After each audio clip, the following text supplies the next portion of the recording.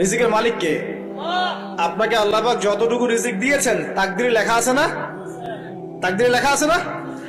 তাকদিরে লেখা আছে যেটা, সেটা কি আপনি না খেয়ে মরবেন নাকি?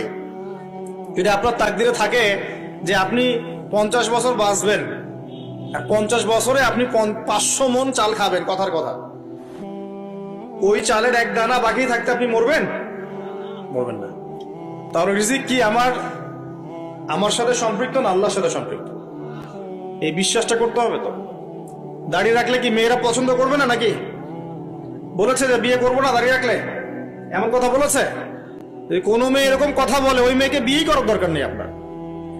যদি কোনো মেয়ে আপনাকে বলে যে দাড়ি রাখলে ভালো লাগে না, শেভ করতে হবে, না হলে বিয়ে হবে না, বিয়ে করব না, ওই মেয়েকে বিয়ে না করাই উচিত আপনার। ওর তো মানে আপনাকে বিয়ে করার যোগ্যতাই হয়নি, ওর তো যোগ্যতাই হয়নি আপনাকে বিয়ে করার। সে তো দাড়ি নিয়ে প্রশ্ন তুলছে।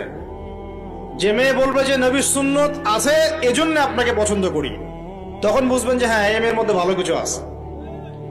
যেই মেয়ে দেখবে যে আপনি নামাজি কিনা, যেই মেয়ে দেখবে আপনি নামাজি কিনা, দাড়ি আছে কিনা, ইমানদার কিনা, দিনের জন্য কিছু করেন কিনা, হালাল খান কিনা, ওই মেয়ে ইনশাল্লাহ আপনার ঘরে শান্তি দিবে।